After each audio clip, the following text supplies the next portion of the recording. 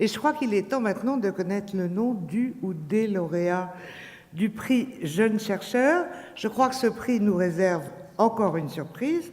Et pour remettre ce prix, j'appelle 2 personnes à monter sur scène. Tout d'abord, ma grande amie Nicole Calfan, qui vient de triompher au théâtre aux côtés de Claude Brasseur et Daniel Russo, et qui va être une superbe Elmire aux côtés de Michel Bouquet dans le Tartuffe mis en scène par Michel Faux, et que vous pourrez voir à la rentrée. Et j'invite également un grand journaliste, Gérard Leclerc, qui fut longtemps à Antenne 2, puis ensuite président de la chaîne parlementaire, qui est l'heureux mari de notre Julie d'Europe 1. Et tous deux vont accueillir alors le ou la ou les lauréats du prix Jeunes Chercheurs, s'il vous plaît. Bien. Effectivement, il y a deux lauréats. Le prix Jeunes Chercheurs, c'est très important parce que cela permet de développer, de favoriser la recherche parmi les plus jeunes. Ces 2 lauréats sont le docteur Olivia Lenoir, qui va monter sur scène. Oui, s'il vous plaît, docteur Olivia Lenoir, une femme.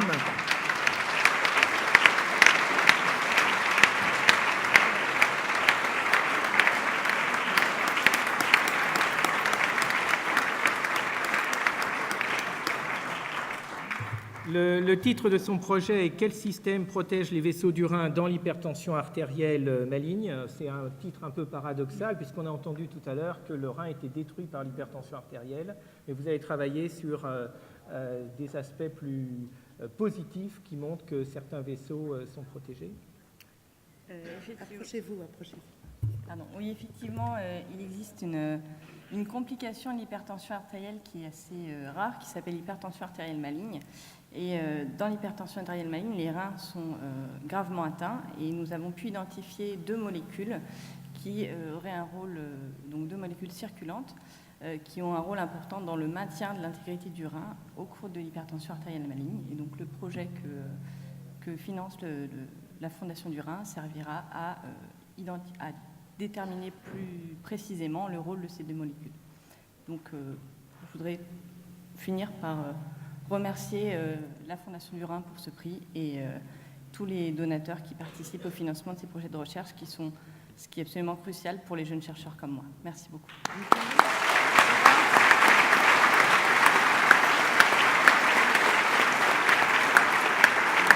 Je voulais juste te dire, c'est la journée de la femme, et quelle journée, j'y suis très sensible.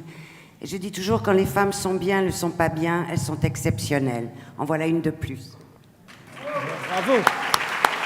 Et je crois qu'il n'y a pas une, mais une 2e lauréate, n'est-ce pas, Pierre? Oui, il y a une 2e lauréate et Agnès, c'est mieux qu'aux Oscars parce qu'on ne s'est pas trompé. Et donc la 2e lauréate, à l'ouverture des enveloppes, c'est Alexandra Audemars-Verger, que j'invite à monter sur scène.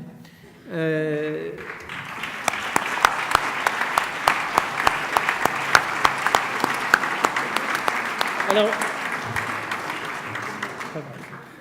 son sujet de recherche est également paradoxal. Il est consacré au purpura rhumatoïde, qui est une maladie caractérisée par des taches de sang, on dit purpura, des douleurs articulaires, on dit rhumatoïde, et une atteinte rénale.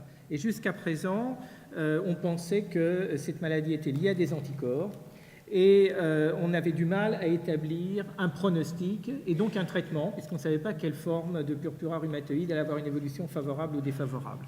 Et votre sujet est consacré aux lymphocytes T, qui ne sont pas connus pour produire des anticorps, et à leur rôle prédicteur dans le purpura rhumatoïde. Donc j'aime les sujets paradoxaux et originaux.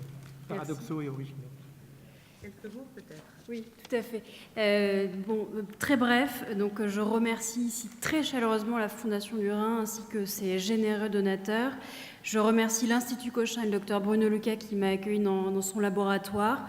Je remercie le docteur Montero qui est un médecin-chercheur sans qui cette collaboration n'aurait pas pu avoir lieu. Et enfin, ce projet permet de réaliser 2 choses qui me tiennent particulièrement à cœur. D'une part, de travailler sur cette maladie rénale qui est le purpura rhumatoïde, et d'autre part, de faire le lien entre le laboratoire et le lit du malade. Et pour terminer, je remercie à nouveau la Fondation du Rhin, car à l'heure actuelle, les finances publiques tendent à diminuer. Il est très important que des fondations privées, telles que la Fondation du Rhin, soutiennent et s'engagent à aider la recherche biomédicale. Merci à tous.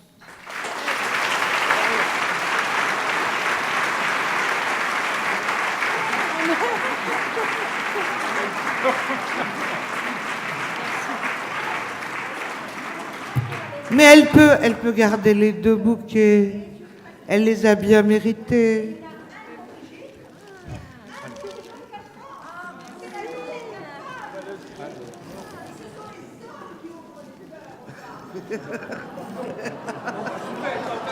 Ils vont se battre.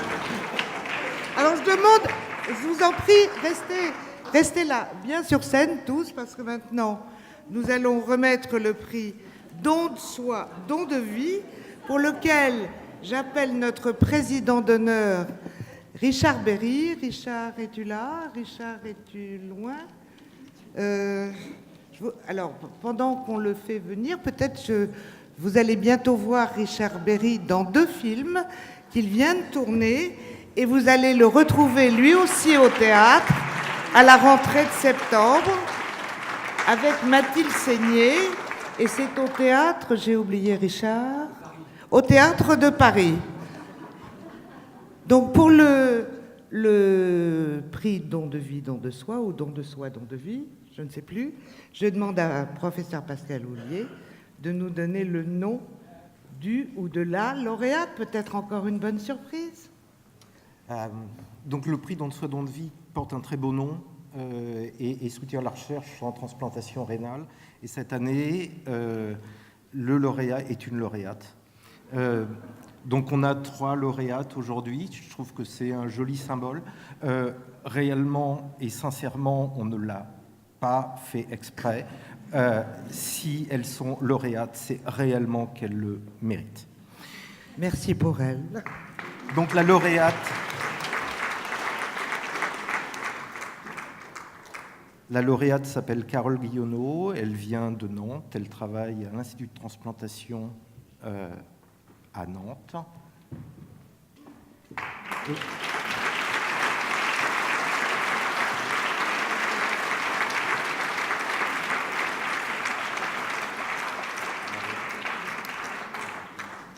Et vous savez tous que le problème avec les organes qu'on greffe, c'est de les rendre tolérables par le receveur. Et que la plupart des patients qui sont greffés nécessitent un traitement anti-rejet. Et puis certains patients, rares, n'ont pas besoin de traitement anti-rejet, ils tolèrent. Et ces patients-là peuvent apprendre énormément de choses sur la manière dont on peut tolérer un greffon. Et c'est précisément le sujet sur lequel travaille Madame Guillonneau.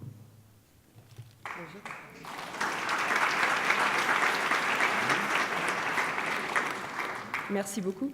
Effectivement, ce projet découle d'études fondamentales chez l'animal dans un modèle de tolérance qui nous a permis d'identifier de nouvelles molécules candidates pour de nouveaux médicaments.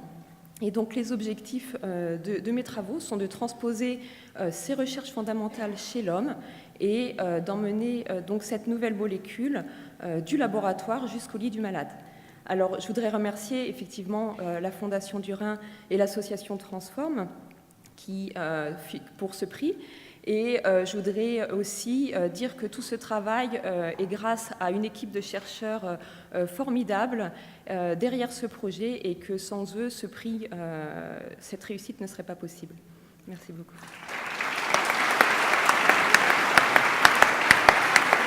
Alors, avant de demander à tous les membres de la Fondation du Rhin de monter sur scène pour la photo traditionnelle, je voudrais que Richard Berry nous explique le pourquoi de ce don de soi, don de vie.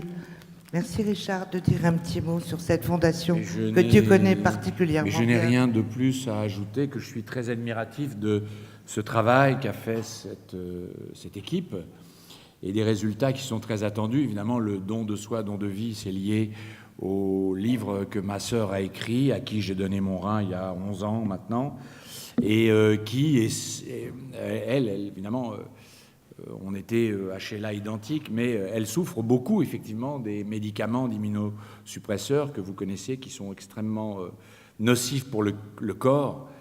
Et donc, le travail que fait cette équipe est absolument essentiel pour qu'un jour, on arrive peut-être à remplacer ou à donner des médicaments d'immunosuppresseurs qui sont beaucoup moins nocifs et mieux supportés par les greffés. Voilà.